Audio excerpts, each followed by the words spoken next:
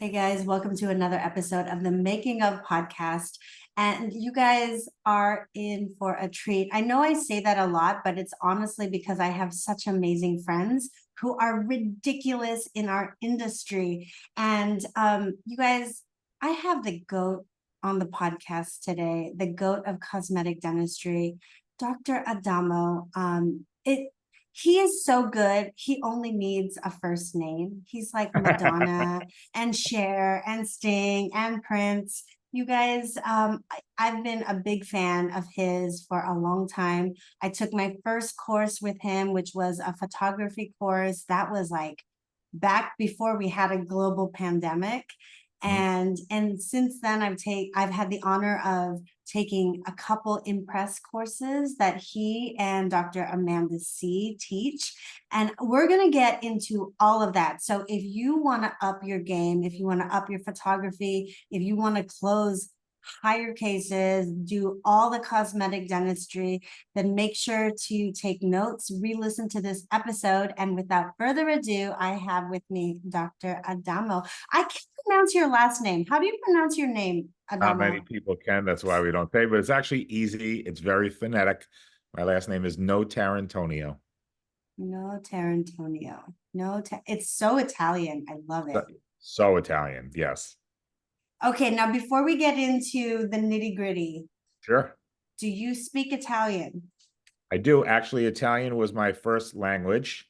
And my mom actually told Amanda and her husband a story because they were at my house visiting a couple of Sundays ago. They were in New York City, so they came out for the day and we had family Italian dinner. My mom told Amanda I that love it. between first and second grade, I would go to Italy for the whole summer. And when I came back, I understood English, but I forgot how to speak it. So when my teacher would ask me a question, I would answer in Italian. So they kicked me out of school and they made me homeschool for about 2, 3 weeks until I learned English again. So that was the first time I've gotten kicked out of school. There was plenty of times after that I've gotten kicked out of school. Other than that, that was the start of it. Awesome. So you're completely fluent in Italian. Yes. Yeah. Both of my mom and dad both came from Italy. My mother was 12 when she came to this country, and my dad was 17. Nice. Now, did they meet in Italy or did they meet in New York? No, the funny thing is they met here in Jamaica, Queens, but they only lived 20 minutes apart in Italy. No way. Yeah. So they were destined to be together. Either that or my mother was very unlucky. One of the two. I don't know. You have to meet them to figure it out, but I'm just kidding. I'm just Um, kidding. that's amazing. Well, okay, I'm looking at your room. I love knowing just like the personal stuff about my guests. So can Yeah. you describe to our audience who can't see what is hanging on your wall? Yeah, so we're in my man cave right now, and I have a boatload of sports memorabilia. As a matter of fact, I'll twist a little for you. I So love it. see. Oh, I Oh also my have a gosh. Caribbean collection. That's just a little bit. And then, as you'll see here, I have all sorts of stuff all the way down to the end. So I'm a big sports nut. This is my Sunday during football season. I have three TVs Nice. on the wall over there and one over here. So I have games going all day. And then my smoker is right outside. So ribs, brisket, whatever. I don't leave my house from 5 a.m. till the end of the night on a Sunday. And I love to barbecue, host, and we hang out down here and have some fun. Oh my gosh. Okay, so real quick, what are your teams? Okay, Chicago Cubs, Chicago Blackhawks. Basketball, I'm not really a huge fan, so I don't really have a team. I watch some good games, but I'm a diehard football fan, and my team is the Buffalo Bills. Okay, why Chicago? Well, I like the Cubs. When I was young, I had to be different, so everyone was a Yankee or a Mets fan. So I Right. would find the worst team and root for them because I just thought it was fun to root for the underdog, I terrible. love it. And the Cubs were atrocious. And plus, I love their little logo. So that was the reason for the Cubs. Now, the Blackhawks, the only reason I did that was because I used to play street hockey as a kid and I was a goalie. And back in the day, the Chicago Blackhawks goalie mask was amazing. It was painted. It was wild. So I just loved the mask. And then I fell in love with the Blackhawks just because of the goalie's mask. I love that. Ah, amazing. And you said what was your Buffalo Bills? Die hard Buffalo Bills fans. Diehard Buffalo Bills. Okay, there you have it. So, okay, what is the alcohol collection that you showed briefly? This is my small bar. I have a bar upstairs with about, I'm gonna say 300 bottles of bourbon and tequila. Oh And my gosh. this is the leftovers downstairs. So this is what didn't make the cut to go upstairs. I get a lot of nice gifts from a lot of people like yourself and people who come shadow me, and my patients are really good to me. So they either drop me off wine and bourbon. I have my wine cellars on the other side over there too. So I'm a big wine person. As a matter of fact, during COVID, I studied to be a sommelier. So I'm a level 3 sommelier, and I love me some. Amazing. So I love brown liquor and Amazing. grape juice. What is the have you had Pappy Van Winkle? Yes, I had Pappy Van Winkle 10 year, which I bought myself because I can afford it. And then I got gifted a bottle of 27-year-old Pappy Van Winkle from a dentist friend of mine. Oh my Um, gosh. it was, I'm usually not the type to be like, oh my God, I want the most expensive stuff because it's the best. Because I know now with wine that that's not true. Yeah.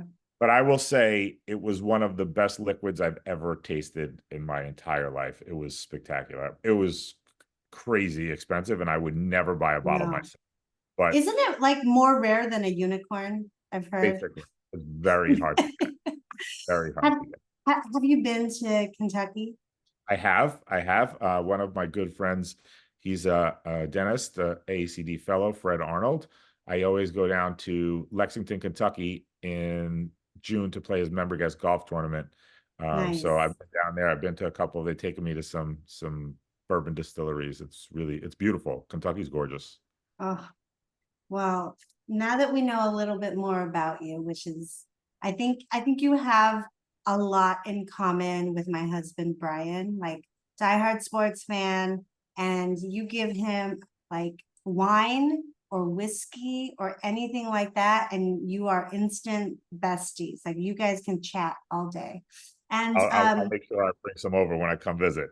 yeah, well, we need to get you to come to our Napa Sonoma retreat. I mean, I would never say no to Napa at all, ever. So you just, that's music to my ears, my dear. Okay, well, you heard it here first, guys. So we're gonna get you over to Napa, and we're gonna wine and dine you. It's gonna be amazing. I love it. So okay, for those of our audience who don't know about Adamo, who've been living under a rock, what is your backstory, Adamo? Like you started out like, where did you go for dental school, and then like just take us on your path. Okay, so I graduated college in 96. I went to Cornell University. I played soccer there. When I graduated, I really didn't have any direction. I just wanted to play pro soccer, to be completely honest. And I played in a farm league under the MLS for a little bit. I realized my paychecks weren't going to be anything good because number one, soccer wasn't that big here. And number two, I wasn't big enough to make that kind of money. So I quit. And I really had no idea what I wanted to do. Like everyone else, I thought about going to med school when I was at Cornell. And then I took Bio 101 and I realized I was the dumbest kid in the class. And there's no way I'm getting out of here. So that quickly faded. But my dad, like I said, my dad came to this country at 17, and he was a hairdresser. My mom worked for Elizabeth Arden. She was a shampoo girl when she started. And as a matter of fact, fun fact, her most famous client was Marilyn Monroe. So my mom used to watch, No, yeah, she used to watch Marilyn Monroe's amazing. hair. So then my dad got into the garbage business. He drove a truck, and when I came home from school, I went to their office and I said I wanted to work for them. And my dad, me thinking I was going to work as a secretary or a salesperson, he had other ideas. So my dad made me pick up garbage on the back of the garbage truck until I figured out what I wanted to do for my life, which was about a year and a half. It was the most miserable job ever. I way over tip my garbage men because I know exactly how hard that Mm, is. It's brutal. mhm. But I had a buddy at NYU Dental School, and he was a fraternity brother of mine. and he always knew he wanted to be an oral surgeon, and he became one. And he was like, "Why don't you try dental school?" And I was like, "Bro, I don't think I've ever gone to the dentist. I mean, my parents are immigrants. I didn't go for cleanings. Yeah. I barely could get my parents to come to me for cleanings. Forget about go to someone else." Um, so I applied, and I applied to probably every school, and I got into two. I got into Stony Brook and I got into NYU, and I decided to stay at Stony Brook for a lot of reasons, some personal, some financial, and Yeah. Stony Brook is 7 minutes from my house, so I didn't have to leave. Um, and I'm a little Italian mama's boy, so that made me happy. Yeah, and then when I got into dental school, truly I had no idea what a Mira or Explorer was, or amalgam or composite, or nothing, absolutely nothing. So it was a little intimidating for me because everyone was, my dad's an oral surgeon, my mother's an orthodontist, my uncle's a pediatrician. I was like, God, all these people know so much, or I assisted, and I didn't even know there were assistants. So yeah, I kind of went in cold turkey and got out, and here I am. Oh, man. Okay, so how many years have you been practicing now? So last Friday, on the 12th of July, was exactly 20 years in private practice for me. Oh my gosh, last Friday. That is amazing. And then do you want to share with me the information that you or do you want to share with our audience the information that you told me before we Which recorded? which one? The one that you about your practice? Oh, yeah. No, that's totally awesome. So yeah, I started July 12th, 2004. In 2008, I became a partner. I had one partner at that time. 2 years later, we took on another partner. Okay. My good friend Larissa Figueri. Larissa's a course mentor as well. We went through course together. And then Larissa and I bought out the original partner. So we were partners from 2010, and then by ourselves from 2013 until September 1st of 2023, where I sold my portion of the practice, and I am currently an associate. And there's so many reasons that I did that. My life got so overwhelming with speaking, Mhm. with travel, I really didn't think it was fair to Larissa, to be honest, because I was on the road half a month and she's Mhm. dealing with all and it wasn't fair. And at the time, we have an associate who's Larissa's best friend. She's been with us for 6 years. She is amazing. Another course graduate. Her name is Julie DeSimone. She's outstanding, and she wanted to be a partner, and well deserved that position in our office. And instead of making three partners, I just felt like at this point of my career, it's leaning more a little towards education with all my requirements and everything else, that it would be better for the practice if they were two partners. And I think they're unreal. Julie's incredible, especially in that role. She's amazing. And it just freed up a lot of weight off of my shoulders. I mean, the first Mhm. week or two, I'm not going to lie, I looked like a deer in headlights because I was like, what the hell did I just do? Like, oh my Mhm. God. But I will tell you that even my team says, we've never seen you smile and so happy. And I'm like, it's not because I don't own, it's because I don't have so much weight on my shoulders. So I never talked to my team about my life outside of it. They just know that I was gone and back. And Mhm. they started to see recently what my life is like. For example, they came to ACD when I got inducted as president. So they saw me close the ACD meeting with Amanda on stage, and then they saw the gala with when I got introduced, and everyone around, like, we all know each other, but they never were a part of that world. So to them, it's like, even my parents were like, "What are you doing?" My dad freaked out when I told him I was gonna sell, because he was like, "But why? Everything is fine." I'm like, "I understand everything's fine, but I can be better, and I can do more Mhm. for our dental community, and I could give back more, and it's a better line." And then I literally had to fly my mom and dad to Charleston to an impress course for my dad to understand, because I think he thought I went into a fifth grade classroom on a chalkboard and taught dentists with, like, I don't think he fathomed what Amanda and I do. So when he walked in the room, me and Amanda were lecturing because they came like midday. Amanda's husband picked them up. And I saw my dad look up, and he lifted up his cell phone and he started recording with eyes Oh this my big. And I hit Amanda. I'm like, I got him.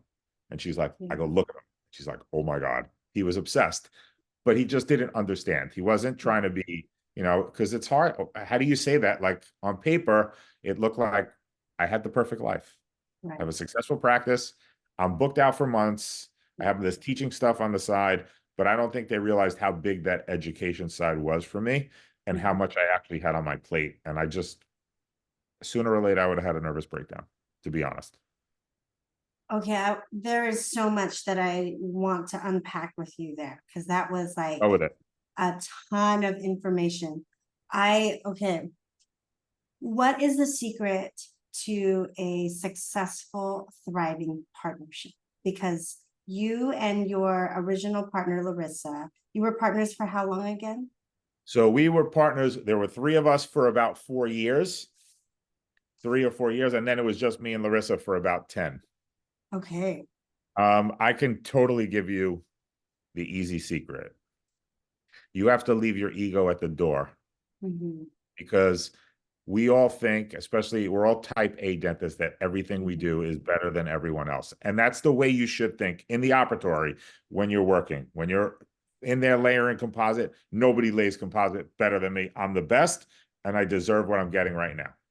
And the patient Mm-hmm. deserves what they're going to get. However, with partnership, that ego has to go.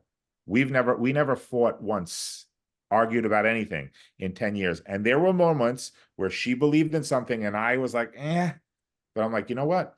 Let's just give it a shot. And there were times where I'm sure I was a little like, no, we have to do this. And she was like, I don't know, but I'm going to go with it. I'll give you a perfect example. I wanted, she wanted, we had one iTero. I'm like, listen to me carefully. Buy three more. And I want them in every hygiene room and let them scan every. This was before this whole craze of everybody's doing this for wellness. And, we didn't know that much then. I go, they have time lapse now. Like we can track. And she's like, you're nuts. And sure enough, we got the second one and then the third one and then the fourth one. Every hygienist in my office has their own iTero. And that's, they all, and she saw immediately, right? So I think I had a different forward vision of the clinical side, and Mm-hmm. she's amazing with team and finances, and I'm terrible with that. I am so not good at that. So we definitely balanced each other that way. But again, like, I know if she was sitting right here, she'd say there were plenty of times I thought Adamo was nuts and I just let him do it. And I did the same thing. And I think you have to do that sometimes. You have to be like, because you can't always be like, no, my way, no, my way, because then the friction starts and the team sees it. We never argued in 10 Mm-hmm. years, ever. And most of the time we got it right. Did we screw up every once in a while each? Yeah, but it's not like we went, I was like, see, I told you that. We don't, no. All right, we gave it a shot. Let's go back to the drawing board. So I think that's a huge thing with successful partnerships. We do have a relationship outside. We don't spend a ton of time together. We golf together a little here and there. I think you can have both, but we kind of had a little less on the personal side, a little more on the business side. But again, like when you see someone all day, every day, when Yeah. you're away, like, excuse me, I need a minute, right? But we spent plenty of times on her boat, out to dinner, golfing. Um, I think we just respected each other and we gave Mm-hmm. each other that little bit of room to when that one person just felt like something was coming, just let him do it. Let him do it. So logistically, Adamo, did you guys like from like the financial standpoint, were things split down the middle with like staff costs, overhead costs, or like how did that look? Because we get a lot of docs who are thinking like, oh, I want to do something with a partner, but you hear so many horror stories about partnerships that Yeah. fail. Yeah, I think that's a touchy subject. I think for Larissa and I, it worked out well because we did split everything right up the middle. Gotcha. We were 50-50, but in the end of the year, even no, we didn't count like you worked 4 days or you worked two. We looked at what did we collect. If we were close, then fine. But if somebody did, 300,000 more than the other, that means that the other person probably worked a lot less.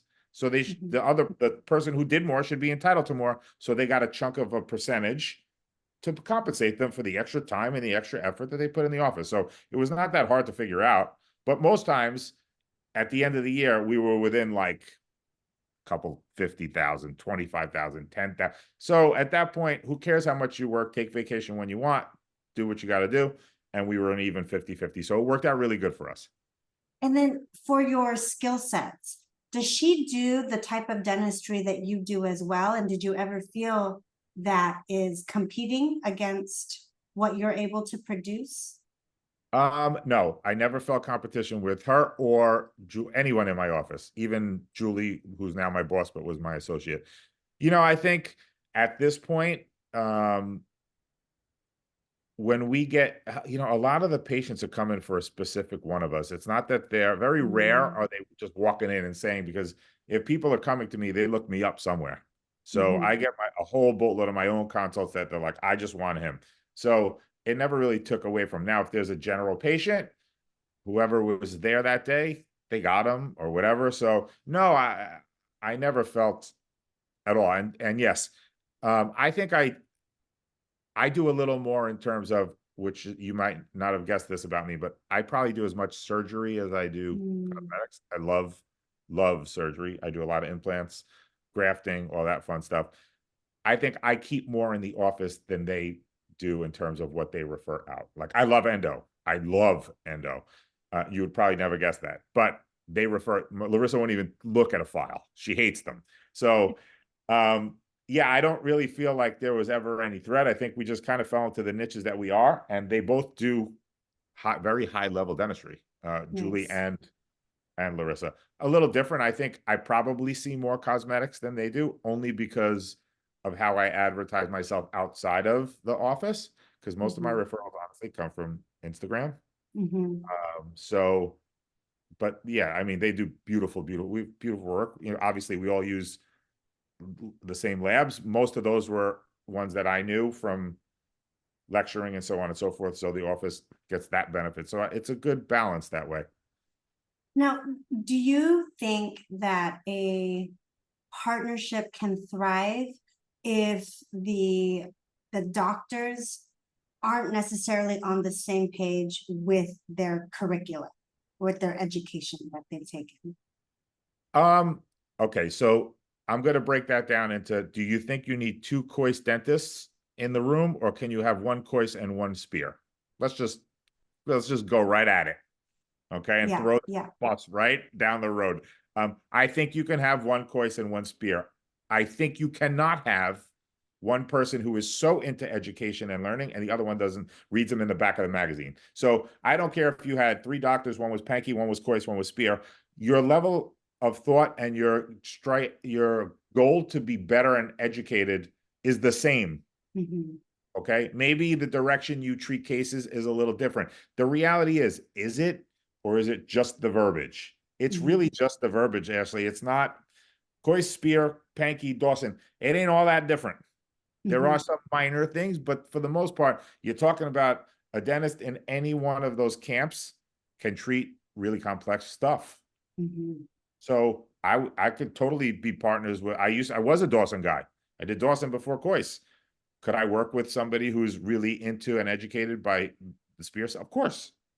But could I practice with, I ran into a friend of mine at our local study club that I lectured at, and his answer to me was, I get my CE only in this county. And I'm like, no, I could never practice with you because you wouldn't comprehend half the shit that I see because you weren't educated that high. Is he a solid dentist? Yes. But that's a different level. It's not a different level when you have Kois, spear, Dawson, Panky, LVI, whatever. It's a different level when you're learning local from 4 guys a year for a half a day versus the amount of hours that we've put in at the Kois Center.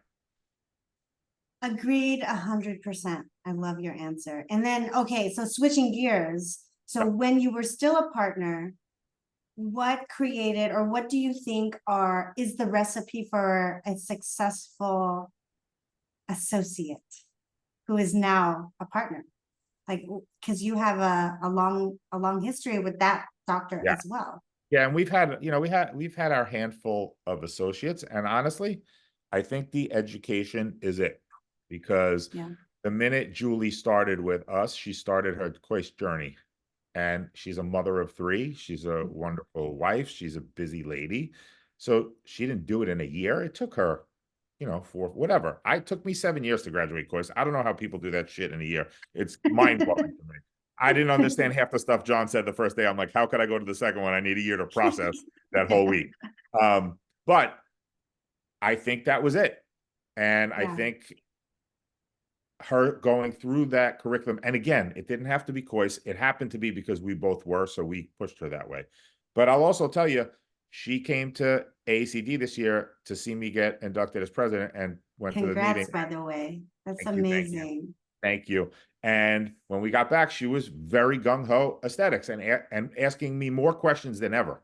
So I think what you surround, if you create the environment that Larissa and I created even before Julie got there, Mhm. that we are, does again, the label doesn't matter. We are education focused. We are forward thinking. We are technology. We up. Then if you bring an associate and they have half the drive that we have, Mhm.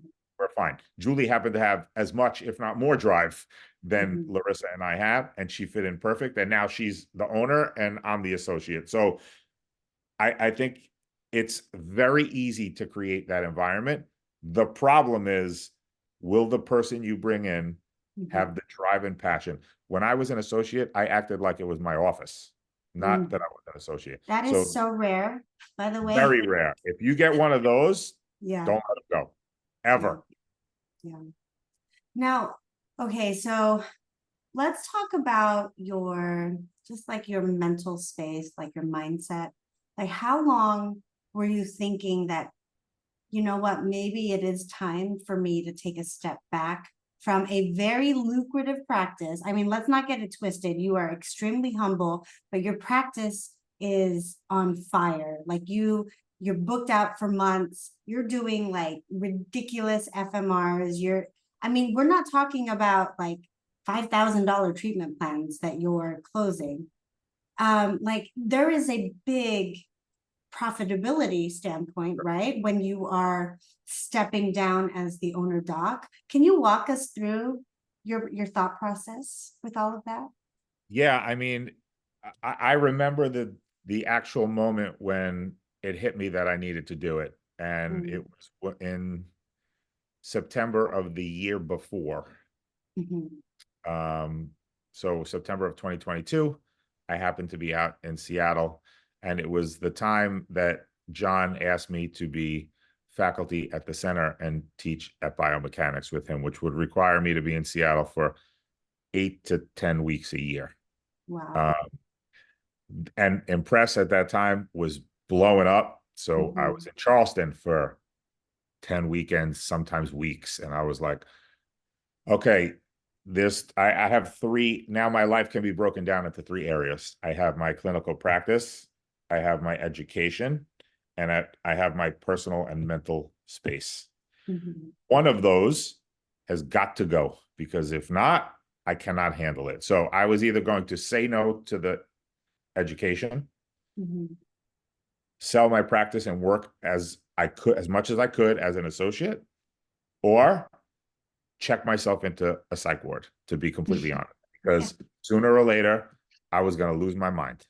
yeah. I don't like hospitals at all, so I did not want that part. I felt like, do I love treating patients? Of course I do. Do I love clinical dentistry? Of course I do. You know me, Ashley, I'm as honest as they come. Let's think. My mindset went to long term. What can I do longer? Can I make tooth dust and put veneers on, or can I educate and help people grow? I can educate and help people grow. Hence why John's 70 whatever years old and he's still going. So I had to think, I'm 20 years in practice. I turned 50 in a few weeks, 2 months. So what's my exit strategy? For me, my exit strategy is education. So of the three, it made the most sense for me that, okay, put the practice ownership, and I'm not gonna lie, I wasn't good at it. I don't like micromanaging. I don't care when I hear people are sick and just let me go in the room, let me do my thing, and then figure it out and pay who we have to pay and just yes to everything. Mhm, Larissa, on the other hand, is so good at like bang. Julie's amazing. Bang, this, we need this. And they're incredible together, both of them. I wasn't. mhm, So why would I keep my weakness somewhere that's going to drive me to a place I don't want to be when I can easily take that weight off my shoulders, do the mhm. high level dentistry I want, the office benefits, I'm still going to make money. I get good collections. Yeah. And when I leave, it's taken care of. Mhm. Because I can leave today. I'm here with you having a beer. Next week I'll be in Seattle, and then I'll be in New Zealand. I can't micromanage an office. Mm. How do I answer my partner when I'm 16 hours? It's crazy. So it was a tough pill, but I remember it was on the flight home from Seattle where I was like, okay, you better figure out your life or you are going to just quit and get so burnt out that you don't like dentistry. And I love dentistry way too much to get to the point where I don't want to do it anymore. Mm.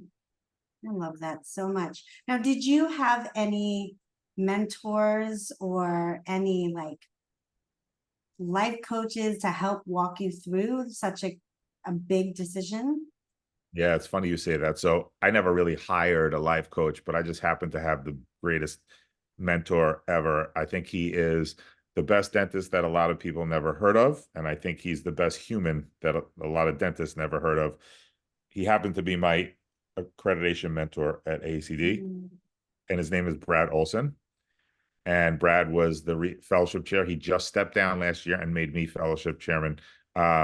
He has been like a father to me since the day I met him, starting with my dentistry. And then as life got crazy, whenever I feel like I'm getting torn and twisted, Mhm. my body and my mind say, call Brad. And yeah, I know he's doing that now. He is doing some coaching. I can find out the info for you. He came to my Impress course with Amanda and he offered free coaching to that crew, which was really nice of him. He's just he gets it. He gets life and he gets all of the stuff that I didn't get. Like I just Mhm. thought the harder I worked, the better. And I kept going and going and going and going. And he was like, let's pump the brakes, buddy. Um, what do you want out of this? Like, can you see your and perfect things like, Brad, I need to take this opportunity. Tell me why. And can you really see yourself doing that in 5 years? I was like, actually, no, I can't. You're right. Mhm. Otherwise, I would have just said yes, because I'm a pleaser. Like, you need something done. You need something done. I don't care what day, time, fine. He has been the hugest help for me. And I listen, we don't talk weekly like a coach, but I could if I asked him to. Yeah. But now I kind of got some stuff figured out. But I'm like, hey, Brad, what do you think of this? And he'll be like, let's talk about it. And we do. And he's always so on point. It's amazing. So good. I wanna pick your brain about your journey into cosmetic dentistry, Mhm. starting with AACD. And if you're unfamiliar with AACD, American Academy of Cosmetic Dentistry, that you get accredited first and then you can become a fellow thereafter. And Adamo has reached the highest of the high. That's why I call him the GOAT. Him and Amanda, they really are. So you guys are like my mentors, and you're just inspiring, I think, so many people, like especially the Thank you. young docs. Can you walk us through what the accreditation process looked like for you and how Yeah. challenging it was, or Yeah, for easy, sure. or I mean, I would never say easy, but it's funny because now I think when I started, you didn't really hear too much about cosmetic dentistry unless you went to an AACD meeting and they were like, that guy's a bigwig in New York and that guy's a bigwig in Texas. Okay. Now you open Instagram and everybody's a cosmetic dentist, right? Everyone's a cosmetic dentist. And I'm like, okay. And there are some amazing ones. And I'm not saying that you need to be accredited to be a great cosmetic dentist because there are surely plenty of amazing cosmetic dentists that did not go through the process. I will tell you this.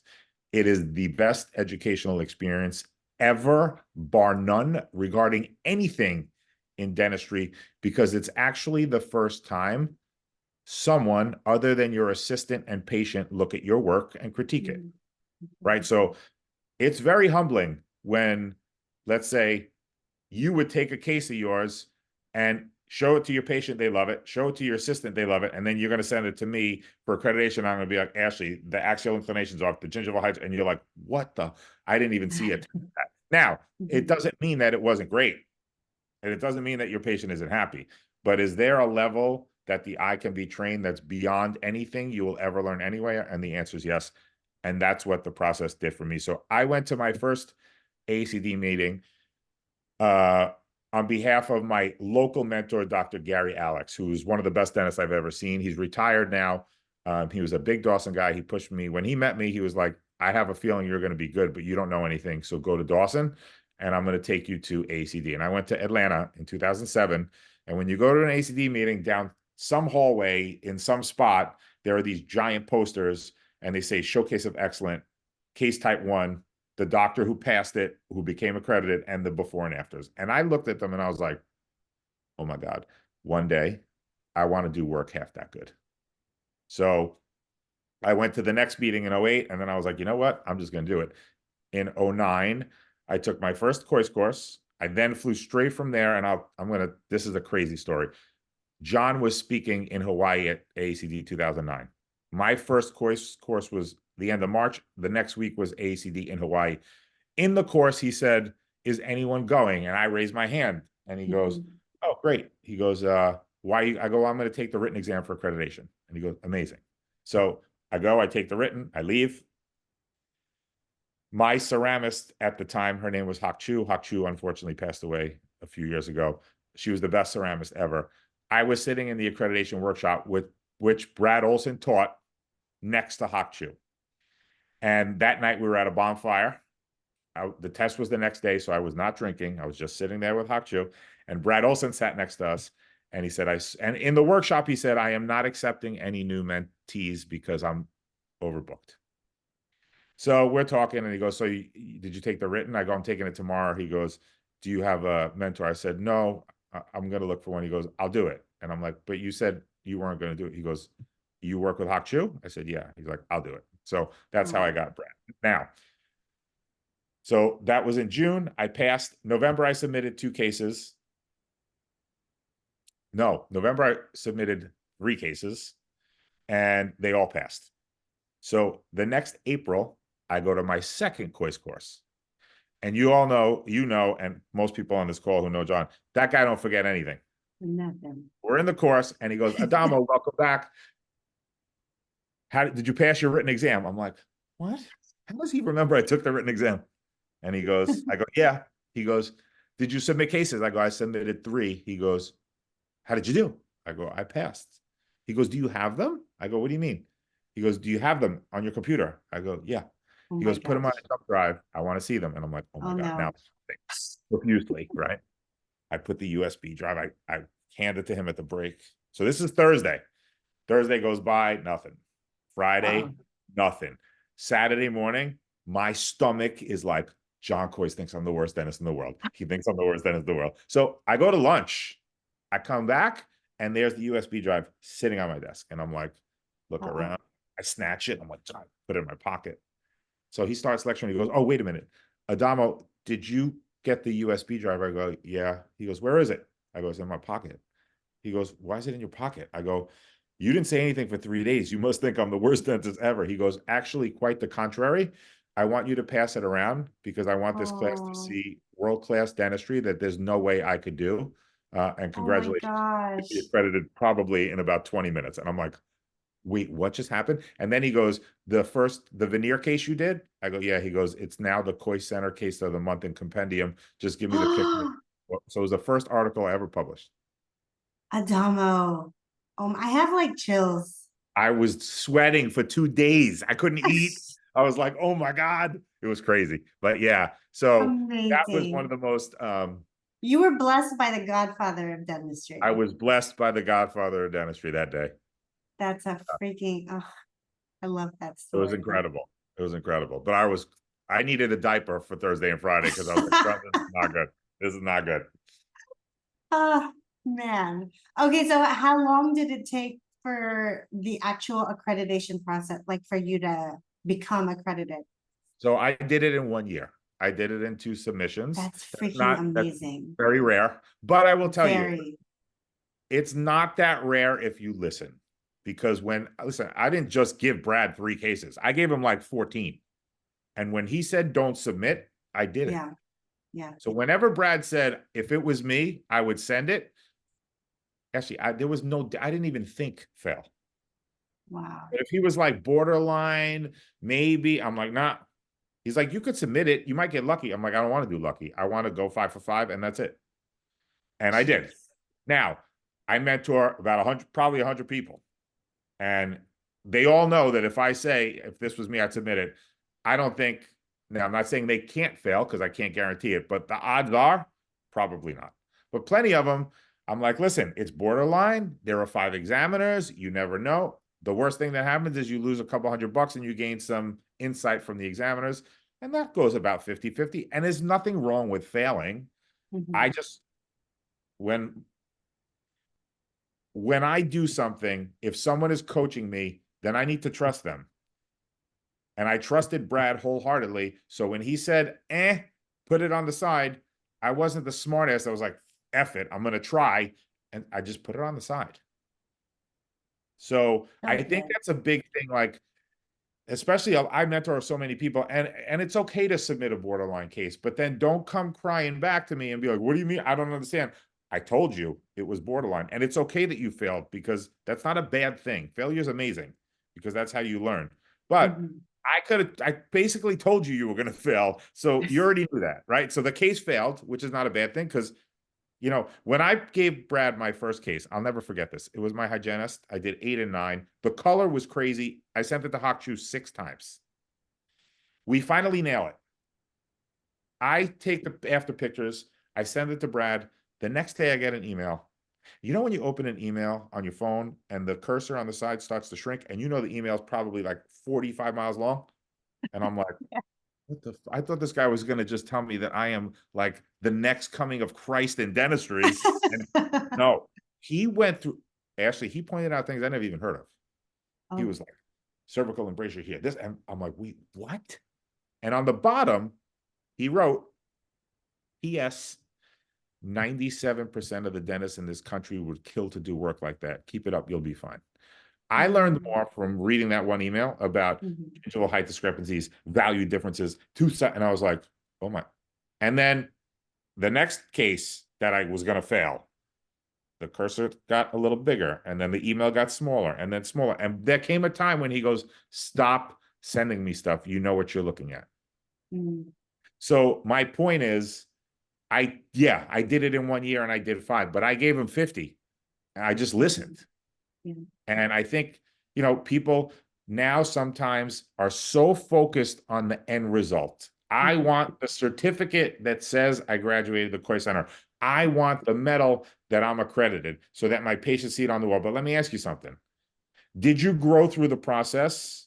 And are you better than before you started? Because if you just took course to take course and you don't apply it or understand it, then what the hell did you waste 100 grand for? Right. And if you're going to go through accreditation and spend the hours, I spent 44 hours on my case type 5 composite case. 44 hours, 11 appointments, 4 hours a clip.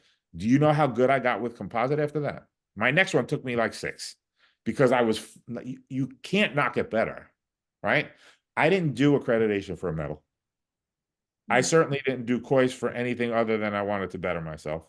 I don't take these tests to get extra. I don't need any more letters after Notarantonio. They don't fit anyway. So like, what the hell are you doing this for? If you do every process properly and grow, then the one thing that's going to benefit is your patient. And that's the ultimate goal.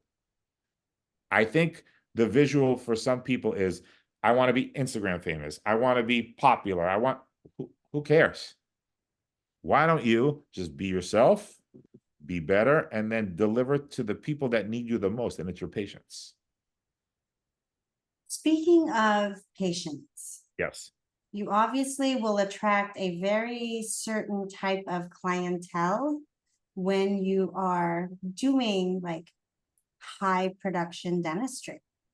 How do you handle that? How do you handle the crazy patients? I don't want to say crazy, but you know, we've all had the crazy patients. The difficult ones. Like, do you walk away from cases, Adamo? So I think in the beginning, the biggest mistake I ever made was not learning the word no fast enough. Because I don't care if you give them $100,000 treatment plan. You'll be shocked at how many can afford it, and they'll laugh at you. But do you really want to deal with that? I don't anymore. Yeah. I have a couple that are very difficult, and yeah, they drain my world, and I don't want to deal with that anymore. So I think you become better at it in the initial appointment. You need to really, really, now some come across like no big deal, and then you put in two temps after they had like a sideways PFM and they're perfect. And like, yeah, but this little corner, I'm like, did you see what you look like about? I put the before up. I'm like, that was you, right? And I get that. At that point, listen, they're paying a lot of money for me and what I do. So I think the key word is patience. Yes, it's going to happen. The better you become, the more higher end patients you attract, the more difficult patients you are going to have. My assistants tell me, like, at first they think you think I have a hot-tempered Italian, which I can be, but I have the patience of a saint in the room. Like, Mm. I have some patients that to re-cement their temps takes me 2 hours with all adjustments. Now, I'm smart now, though. I can't see those patients during regular hours because they ruin my day. So guess what? You know what? My life is easier. I'll go in Sunday at 9 a.m. because by 11 I'm home and I'm fine. Because if I did that at 9 on a regular day with 4 hygienists, I'll want to shoot myself. Yeah. So you have to find where you can push the stress in another direction. But in the end, even those difficult patients, guess what? Those are the ones that usually become your number one referrer because they're like, if they put up with me with all the different things and gave me what I wanted, Yeah. they're not sending anyone. And those are the ones that talk the most too. Like, Oh, look, yeah. so it's a catch-22. It's something you need to balance, but patience is key. Take a deep breath and don't put them at any time where it's going to be a busy day. So what? You go in on an off day. You're not going to ruin your whole off day. You're going to have a rough hour and a half. It's better to have a rough hour and a half when nobody's asking you for hygiene, and then you can go home and then Yeah. drink heavily than if you did it through. You know what I mean? Like, so I think that's one tip I learned. I know what patients I can see during hours, and I know which ones I cannot. Yeah. Like, nope, not happening. Okay, selfishly, I want to ask you about just your whole, like the patient flow. Mhm. When you know that you are having someone come in for a cosmetic consult, one, do you charge for that consult? And two, how long are you taking? And is this something where you're doing hygiene also for this patient, or this patient is strictly coming for all the records, all the photographs, all of that? Okay, so if it's just a cosmetic consult, Mhm. then yes, I do charge. Okay, And I don't mind telling you, I charge $500 for a consult, and it's a 30-minute consult. 30 minutes. Wow. So it's basically just to look and tell you what I could do. Most of the time, I can squeeze in photos and scans. So I could basically say, all right, I'll do the smile design, go, and I'll see you in 2 weeks and show you what that's going to look like and give you the treatment plan, and then you can book. So I can do that in 30 minutes, no problem. Okay. Now, if a patient calls and says, I'm a disaster and I need my whole mouth done and I haven't been to the dentist in 50 years, then it's, okay, he wants you to come in for a new patient hygiene appointment, hour and a half with the hygienist. They're going to do photos, whatever radiographs, scans. I might go in and do the photos. If we can do a cleaning, whatever, then they get that treatment. But if someone comes in and goes, oh, I want my 2 front teeth redone. Okay, that's 30 minutes, few photos, me talking quick, and go from there. But I do charge, and I do not refund towards treatment. I want to be Adamo when I grow up. And you can be, because that was tough. I used to do no charge stuff, and I'm like, wait a minute. If I call, I'll give you an example. I just got a contract for something, and I don't understand what these things. I'm like, what the hell? This is like Greek to me. I only speak Yeah. Italian. I sent it to my lawyer. What, you think he's going to review that for 30 minutes and not do 0.5 hours, $250? Yep. I'm sorry, but I spent, as you know, because you did it too, so much money in CE to get to the point where I can do a cosmetic consult in 30 minutes. Mhm. And you're not paying me because I'm fast. You're paying me for all the hard work I did that I can do that for you in 30 minutes. Mhm. So why should I not charge? Mhm. Why should I give you a free consult? People don't value things they don't pay for. I'm sorry. Mm, They do not. And my mm, favorite patients are not my buku buck rich ones that when I say 50,000 for veneers, they laugh at you. It's the ones that are like, oh my God, you're expensive, but I know you're amazing and I want you and I'll do whatever. They appreciate it the most. My blue collar, hardworking, mm, upper middle class, the best middle class, whatever. The ones that hustle to get that money to mhm, you and you mhm. deliver, they love you forever. Do, do you have, are you the one talking to them about finances or do Never, you never? Okay. ever.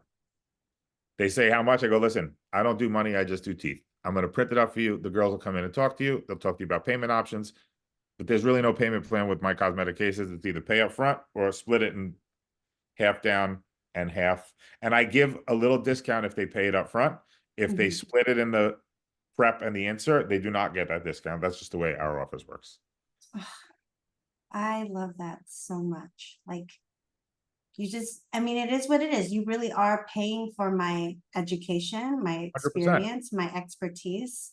And I love what you said that dentists don't value what they bring to the table. Like No, it's no. so commoditized Yeah. these days. I mean, listen, Oh, you go to the doctor for blood work. If they didn't have insurance, let's say, but do you ever look at the bill? What they billed mhm. for the 20 seconds they were in the room? I'm like, Yeah. holy shit. My attorney doesn't make nothing compared to you, bro. Like, you just billed out $9,000 and you were talking to me for 8.5 seconds. Yeah. Yeah.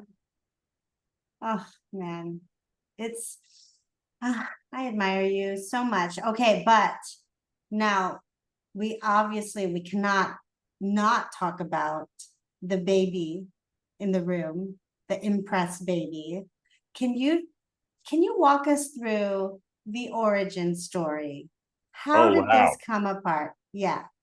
So, yeah, I think Amanda saw me in some magazine cover and called me and was like, I have to be your partner. No, I'm just kidding. That did not happen. Anything like that. I hope she listens to this. She'll be like, just take it easy. Um, okay, so listen, I knew of Amanda way more than I think she knew of me. I mean, she was the face of Ivoclar on stuff back in the day. Yeah.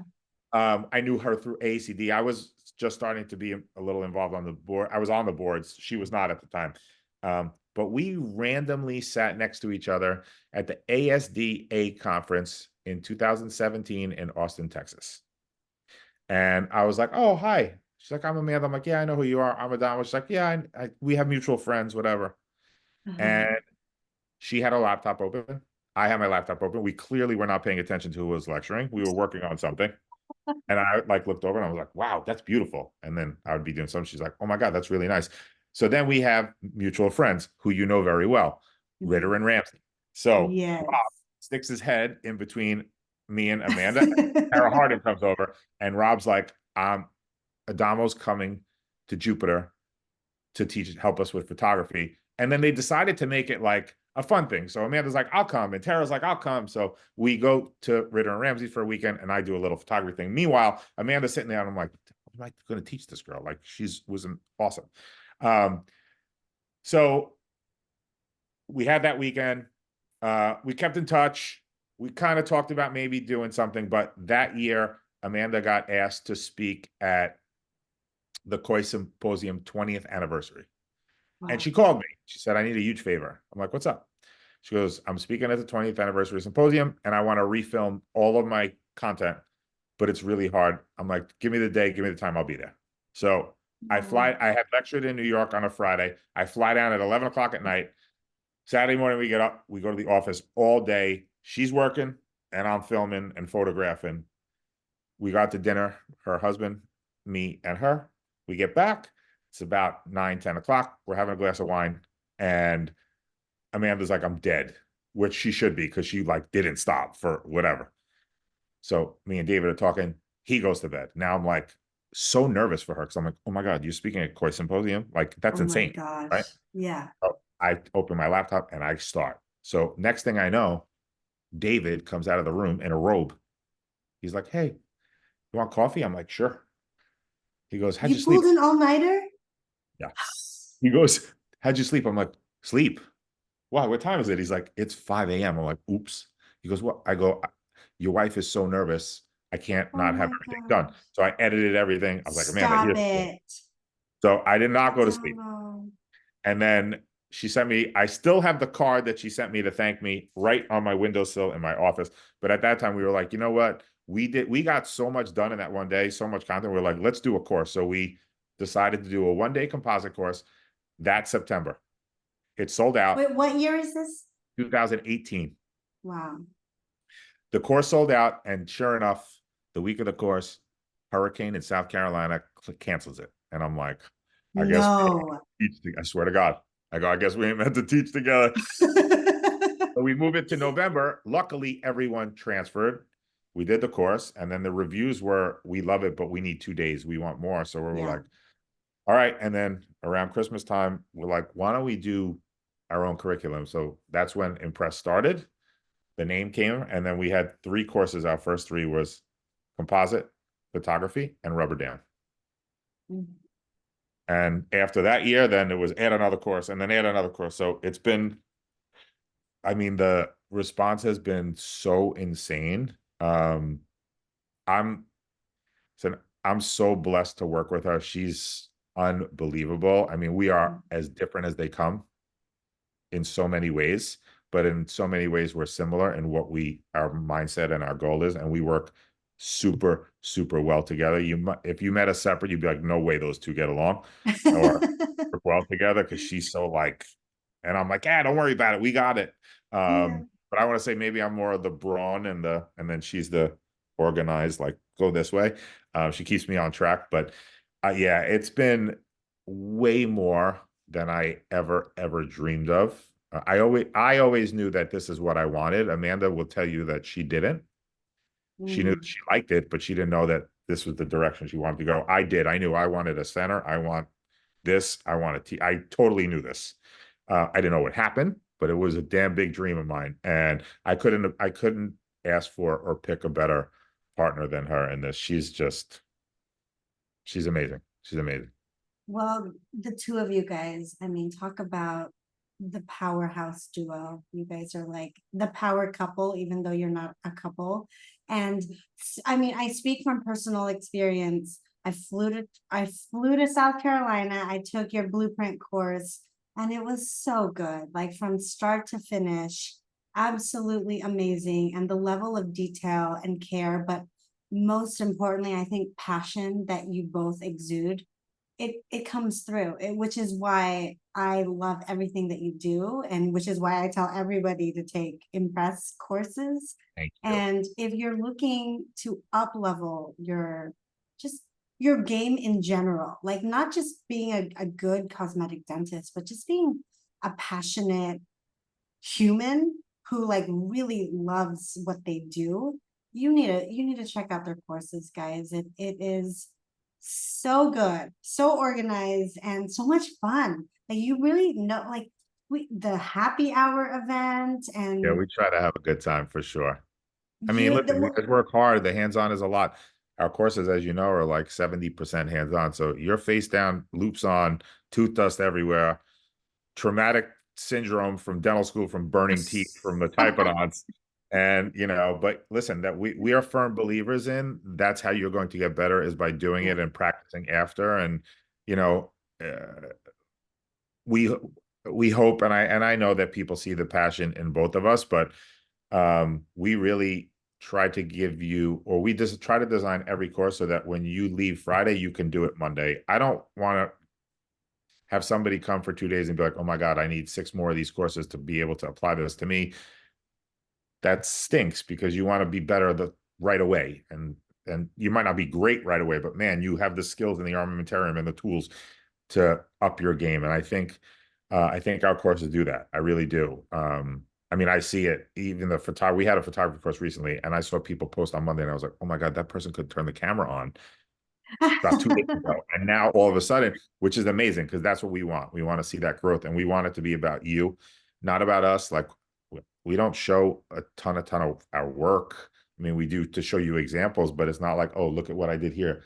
listen, I know how good I am. I know exactly how hard I worked, and I wouldn't be a fellow if I wasn't good at it. But that Mhm. weekend's not about me. It's about you thinking and knowing that you can do exactly what I did because I was you one day. I was on the other side of the chair. I didn't know what I was doing with composite, but I worked my ass off. Mhm. And now it shows. So that I think is the feeling we try to give out at our courses that, hey, you might not be there now. You might be the biggest lost soul ever. That's okay. Just focus and take one step at a time, and anything is possible. Because if I could walk into dental school and not know what a mirror is and end up faculty at the Koi Center, that's insane. The more I think Mhm. about it, I'm like, how did that happen to me? But I know how it happened to me. I worked for it. I'm not gifted. I'm not more talented than anybody. I'm a worker. And I put my head down and I wanted to be a fellow accredited. And then I wanted to be a fellow and I wanted to be and I worked for it. Nobody gave me anything ever. I got help and guidance, but you damn well I rode that whatever down whatever road to make sure that the outcome was what I wanted. And anyone could do it. And you know, I know it's this hard, especially social media. You turn that on, and you're like, oh my God, look at that, look at that. Yeah, okay, great. You see a highlight reel of everything. But do you see the other 50 cases that they jacked up that they won't post? Because I have them in my phone. I'll if I posted every before and after in here, I wouldn't have to take a picture for 10 years. But I don't like 80% of them because my eye is so stupid that I'm like, I can't. Well, most people wouldn't even notice half the shit I see in this thing, but that's me. But that's a good problem, right? It's a good Mhm. problem that your eye gets there. So that's the one thing I always try to tell people. Go easy on the whole, I feel bad about social media because that's not the reality of life. Come to my office. I'll show you how I stuck an implant in a sinus on accident. I'll show you how I picked the wrong color composite. I'll show you how I had an open margin. The difference is, do you accept it, be honest with the patient, and then fix it?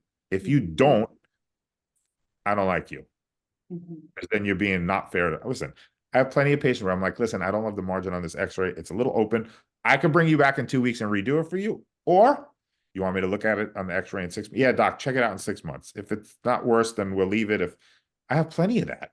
Mhm. And I isolate, you know how I isolate. You know that I'm meticulous with everything. And shit happens. So what? Mhm. Just do the right thing. That's it. Do the right thing. And okay, so to wrap up this amazing episode with Adamo, is there anything in your 20-year career in dentistry that looking back on you would change or do differently? Is there anything in my 20-year? The answer, honestly, no. Nope. I could look back at my life and tell you that I have one ginormous regret. Mm, I don't have it in dentistry. mm, And I'm very proud of that because as much as I've been like, maybe I should have realized that I needed to slow down before. No, everything happened for a reason. And I'm very proud of the path that I took. I don't regret anything. You could say, oh, you could have done this faster. No, I did it at a pace that I think worked well for me, and I'm very comfortable where I am, and I'm very proud of everything I've done. My big regret in life was when I was 15 years old. I had the opportunity to stay in Europe to play soccer, mm, and I didn't stay. I ended up coming home, and yes, you could say, well, look, you went to college and then became a dentist, and now look, yes, I understand that. But my dream was to mm, be a pro soccer player, and I gave up on my dream. I didn't take it as serious at that age because I've started learning about what girls are and partying was and friends, and it took a back seat. And I never lost that focus in dentistry. And that's why I think I was mm, successful. But I lost that focus in soccer, and that upsets me because I was really good. Like I mm, totally think I could have made it for sure. And that haunts me. And that's why I think I stay so focused with dentistry and what I do is because that in the back of my head, do not make that mistake because it's almost 30 something years later and I still feel it. It still eats me a little bit every once in a while. Well, selfishly, I think the world of dentistry is better because you're in it. Well, thank you, my dear. I appreciate it. Oh, well, I appreciate you so much. Thank you for spending your Friday afternoon with me, Adamo. Anytime. I loved it. I I can't wait to see you, and I need to take more of your courses. Where can people get more information about Impress? So you guys could, we have an Instagram page now called Impress Courses, and our website is www.impress with one S courses.com. Right now, we are a little bit in limbo. We have not released our 2025 dates yet. The reason that is happening is because we are hopefully on the verge of closing for our own teaching center and building in the next 2 weeks. So we have to figure out that timeline. Normally, our next year dates would be out because we would be doing it in a hotel. So we're super excited for the next step of Impress. Amanda and I, like I said, I'm super proud of her and to be a partner with her. And it's been amazing. So yeah, we're pretty stoked. I am so stoked for you both. And I mean, the trajectory is just going up and up and up. And I can't wait to see what the future looks like for you guys. Thank you. And if you're listening to this, you guys need to check out Impress. You will absolutely leave impressed. I promise you that.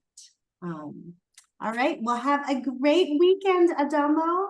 I can't Thank you, wait my to dear. see you soon. Pleasure. Likewise. Thank Don't forget about you. Napa. Oh yeah. You're on my list. You're on Hey, I'll my be hot waiting. list. All right. Take care, guys. Thanks for listening to another episode, and catch us next week. I can't speak. I need to start drinking, I think. Think so.